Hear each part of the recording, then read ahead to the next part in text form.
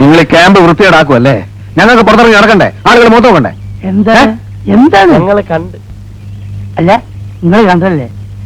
പടച്ചോനാണ് മുത്തു മോനെ ധാരോട് പറയുന്നത് കേട്ടോ.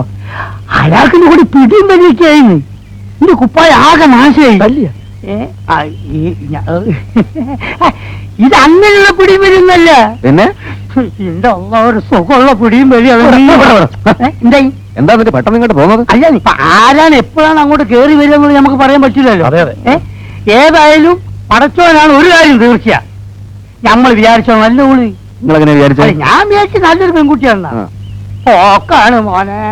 അറിയാന്നേ പറഞ്ഞല്ലേ പോകാം. ഏതായാലും നമുക്ക് കിട്ടാവുള്ള നമുക്ക് കിട്ടാം. ഇനി ആ ഏരിയയിലേക്ക് ഞാനില്ല.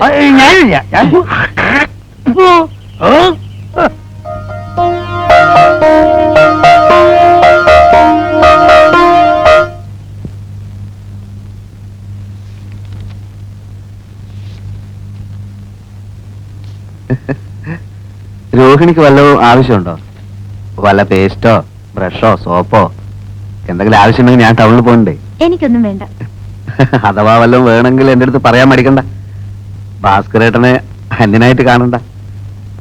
ഞാൻ പിന്നെ പ്രത്യേകിച്ച് ഇവിടെയുള്ള മറ്റുള്ളവരെ പോലെയല്ല, ആത്മാർത്ഥതയുള്ള കൂട്ടത്തിലാണ്. ഇങ്ങോട്ടൊരു ഉപകാരം ചെയ്യുകയാണെങ്കിൽ തിരിച്ചങ്ങോട്ടും ഞാൻ ഉപകാരം ചെയ്യും. ജീവൻ പോയാലും പിന്നെ എന്തായാലും എന്തു തന്നെ സംഭവിച്ചാലും ഞാൻ പുറത്തു പറയില്ല. രോഹിണിക്ക് എന്നെ വിശ്വാസമില്ലേ? ഞാൻ സത്യം ചെയ്യാം. കൈ അടിച്ച് ഞാൻ സത്യം ചെയ്യാം. ഇതെന്താ ഇത്?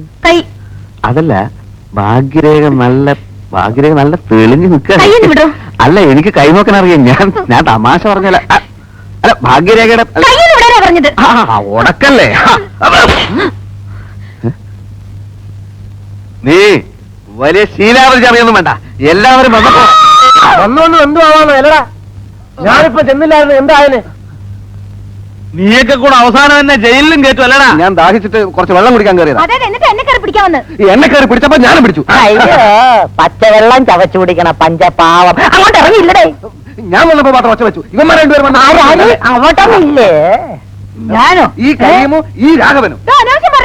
ദാദാ, ഈ നിഷ്കളങ്കയായ പെൺകുട്ടി എന്നെ പറ്റി അനാവശ്യം പറഞ്ഞു. നീ പറഞ്ഞു. ഞാൻ പറഞ്ഞില്ല. ഇങ്ങനെ പറഞ്ഞു.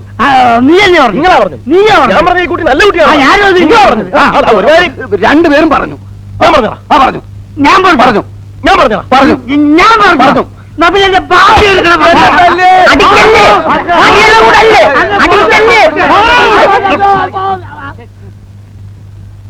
മര്യാദയ്ക്ക് ഇവിടെ കഴിഞ്ഞില്ലേ? എല്ലാത്തിനും ഞാൻ വിഷം തന്ന് കൊല്ലും. ഇതെല്ലാം കത്തിച്ച് കളഞ്ഞിട്ട് ഞാൻ ചാവും.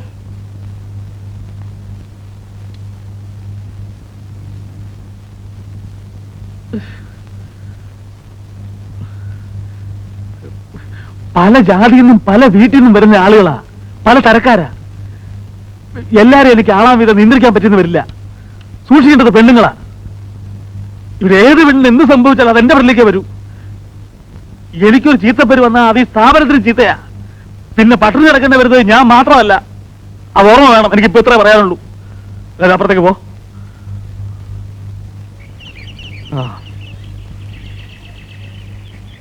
എന്റെ അമ്മേ.